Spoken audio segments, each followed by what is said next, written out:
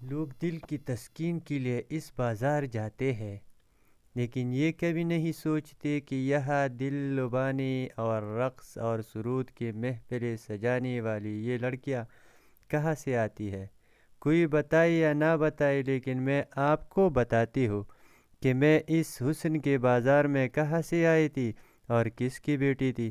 یہ قصہ میری والدہ کی بدنصیبی کی اس دن سے شروع ہوا ہے جب شادی کی 6 ماہ بعد ایک رات ان کے شوہر یعنی میرے والد دیر سے گھر آئے تو ان کے بالوں میں گلاب کے پھولوں کی چند مرجھائی ہوئی پتیاں چپکی تھی۔ والدہ نے ان مرجھائی پتیوں کو اپنی حنائی انگلیوں سے جدا کر کے کہا، کیا پوچھ سکتی ہو یہ کہاں سے آئے؟ کیا آپ کسی پھولوں بڑے بستر پر لیٹ کر آئے ہیں؟ والد صاحب کو بیوی کا یہ سوال برا لگا اور انہوں نے دھکا دے کر انہیں پرے کر دیا اور خود بستر پر کروٹ بدل کر سو گئے۔ والدہ رات بھر روتی رہی، صبح ان کی آنکھ سوجی ہوئی تھی۔ والد نے کلام نہ کیا، تیار ہو کر دفتر چلے گئے۔ وہ سمجھے وقتی ناراضگی ہے، بات کوئی ایسی نہ تھی کہ وہ ہمیشہ کے لیے بیوی کو چھوڑ دیتے۔ تاہم امی بہت دکھی تھی۔ جب ان کا دیور کمرے میں اپنی بائی کے بارے میں پوچھنے آیا، امی کی سرخ آنکھوں کو دیکھا تو پوچھا، بھابھی کیا آپ روئے ہیں؟ امی کو جیسی کسی غمگسار کی ضرورت تھی۔ دیور کو چھوٹا بھائی سمجھ کر تمام بات بتا دی۔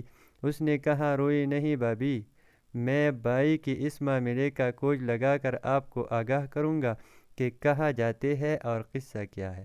دیور نے بھابھی سے کیا وعدہ پورا کیا اور اپنے بھائی کا کسی طور پیچھا کر کے معلوم کر لیا کہ وہ کہاں جاتے ہیں۔ معاملہ یہ تھا کہ میرے والد اس بازار کی ایک عورت کے عشق میں گرفتار تھے جو بہت خوبصورت تھی۔ والد امیر آدمی تھے اور امی جان غریب گھر سے تھے، لیکن میری دادی کو پسند تھی۔ وہ ان کی کزن کی بیٹی تھی۔ دادی نے تبھی ابو کی نہ چلنے دی اور اس بازاری عورت کو بہو بنانے پر راضی نہ ہوئے۔ ضد کر کے امی کو بہو بنا کر لے آئے۔ دادی خوش تھی کہ من پسند لڑکی کو بہو بنا لائی، لیکن والد خوش نہ تھے۔ وہ کسی طور پر امی سے جان چھڑانے کا بہانہ تلاش کر رہے تھے۔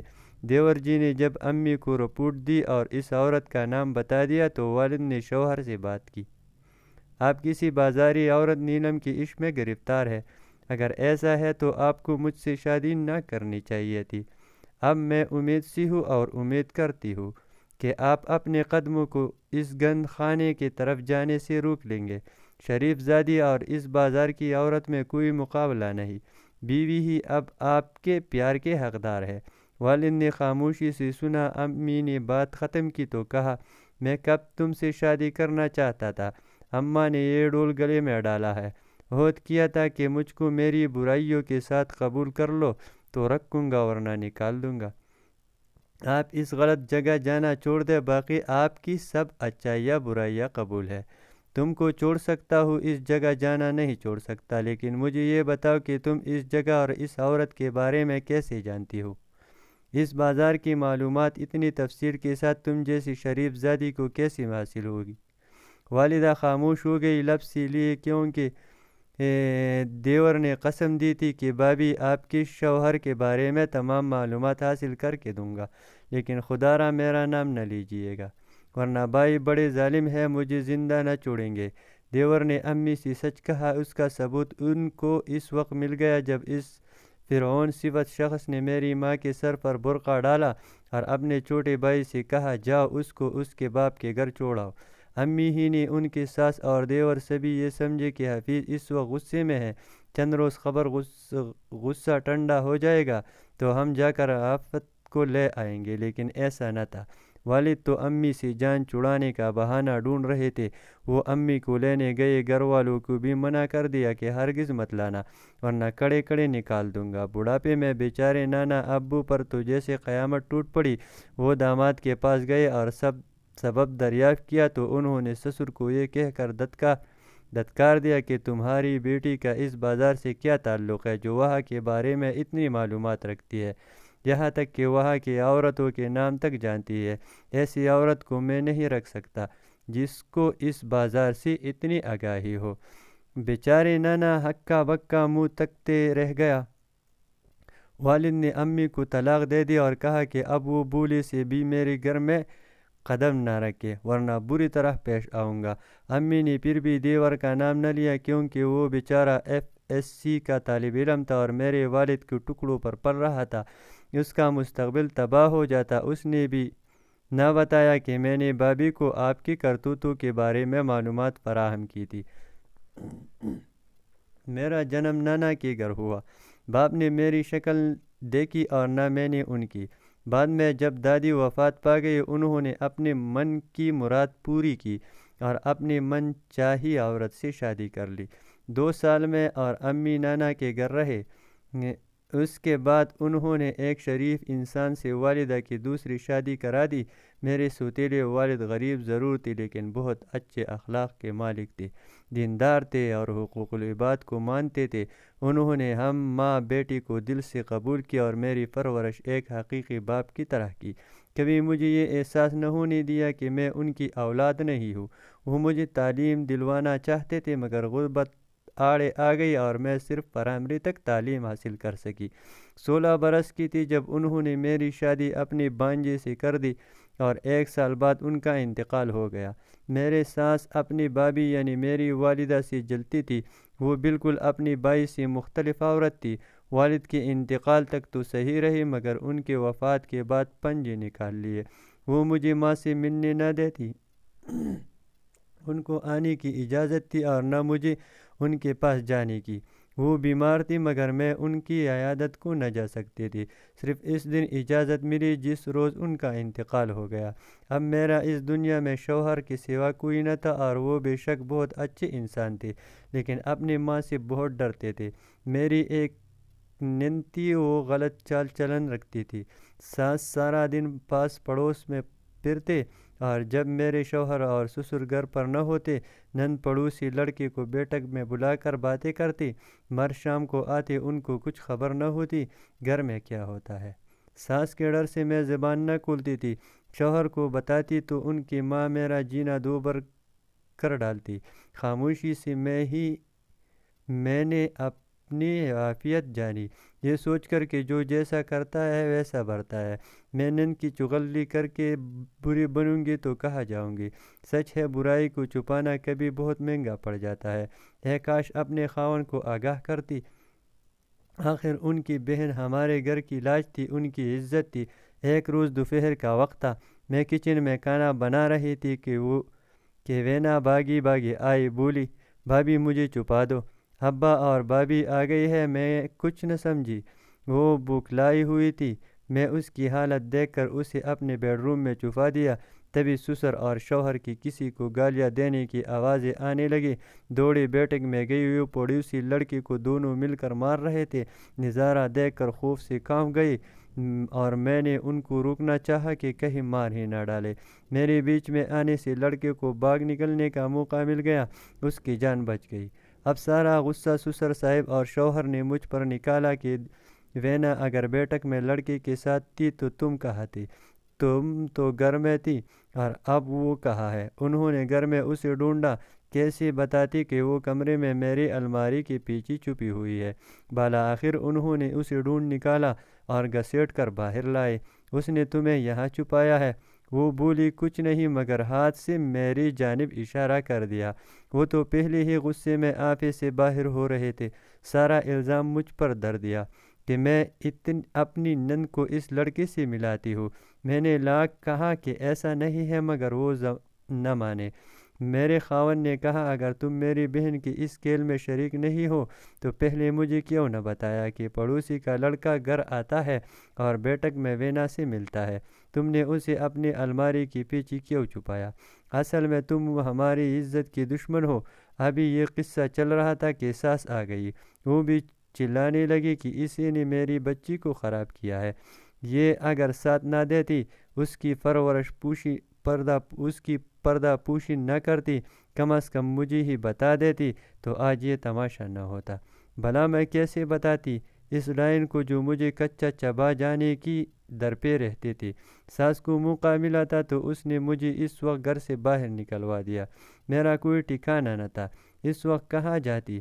منت کی کہ مت نکالو، کہاں جاؤں گی؟ بولی جہاں جی چاہے چلے جاؤ، ورنہ میری لڑکی کو مروا کر دم لوگے۔ الٹا چور کوتوال کو ڈانٹے والی بات ہو گئی۔ میرے ننیال میں صرف ماموں تھی، بڑی مصیبت اٹھا کر ان کے پاس لاہور پہنچی، لیکن جو ہی ممانی نے میری بربادی کی داستان سنی، مجھے رکنے سے انکار کر دیا۔ بولی 2-4 دنوں کی اور بات ہوتی ہے، عمر بھر کون کسی کو رکھتا ہے بی بی، اپنا ٹھکانہ ڈھونڈو، نہیں تو اپنے باپ کے پاس چلے جاؤ۔ ممانی کا کہنا تھا اچھی بلی نیک سیرت بیوی کو یوں کوئی شوہر اپنے گھر سے نہیں نکالتا، ضرور کوئی عیب دیکھا ہوگا جو یوں کڑے کڑے نکال دیا۔ بیوی کی ان باتوں پر ماموں بھی خاموش تھے۔ مجھے اپنی ماں کے سگے بھائی سے ایسی امید نہ تھی۔ میں نے کہا ماموں آپ ہی ممانی کو سمجھائیے یا پھر کچھ دن بعد جا کر میرے سسر اور شوہر سے بات کیجیے، تب تک میں یہیں رہوں گی۔ ممانی نے دوبارہ کہا کہ تمہارا سگا باپ موجود ہے اس دنیا میں، ان کے پاس کیوں نہیں جاتی ہو؟ مجھے اپنے سگے باپ کا پتہ معلوم نہیں ہے۔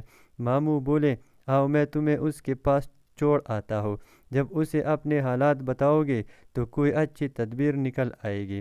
ماموں مجھے میرے حقیقی والد کے دروازے پر چھوڑ کر چلے گئے، جیسے بس جان چھڑانا چاہتے ہو۔ اس دنیا میں پہلی بار قدم باہر نکالا تھا، اب پتہ چلا کہ دنیا کیسی بری جگہ ہے۔ تب سوچا تھا کہ باپ تو پھر باپ ہوتا ہے، خواہ کتنا بھی سخت دل کیوں نہ ہو، مجھے دیکھ کر گلے لگا لیں گے، میرے بپتا پر دل پسیج جائیں گے، آخر کو میں ان کا خون ہوں، ان کی اولاد ہوں۔ یہ گمان بھی خواب و خیال نکلا۔ سامنے سوتیلی ماں بیٹھی تھی، پوچھا کون ہو، کیوں آئی ہو؟ میں نے بتایا کہ سارا ہوں اور حفیظ کی بیٹی ہوں۔ میری ماں کا نام آفت تھا، جو ان کی پہلی بیوی تھی، انہوں نے ان کو طلاق دی اور میں نے نانا کے گھر جنم لیا، تبھی والد سے کبھی نہ مل سکی۔ آج ماموں یہاں چھوڑ گئے ہیں۔ مختصر بپتا سنائی۔ وہ بولے کیا جائیداد سے حصہ چاہیے جو اتنی مدت بعد تم کو باپ کی یاد آ گئی؟ اتنے میں والد اپنے کمرے سے نکلے، پوچھا کون ہے؟ میں نے کہا آپ کی بیٹی ہوں۔ بولے کون بیٹی؟ میں نے نام بتایا، جواب ملا میں نہیں جانتا تمہیں۔ میں تصویر حیرت بن گئی، واقعی وہ مجھے کب جانتے تھے؟ انہوں نے میرے جنم دن سے اب تک دیکھا کب تھا؟ آپ نے مجھے کس جرم کی سزا دی ہے بابا جان کہ میری صورت بھی نہ دیکھی آج تک؟ بولے جب تمہاری ماں نے ہی مجھے صورت نہ دکھائی پھر کیسے دیکھتا؟ پتہ نہیں تم میری بیٹی ہو بھی کہ نہیں۔ یہ الفاظ پگھلا ہوا سیسا بن کر میرے کانوں میں گرے۔ بے بس ہو کر کہا میرے شوہر نے گھر سے نکال دیا ہے اور ماموں نے بھی نہیں رکھا، اب کدھر جاؤ؟ سوتیلی ماں نے کہا آج رہ لو، کل تک تمہارے رہنے کا بندوبست کر دوں گی۔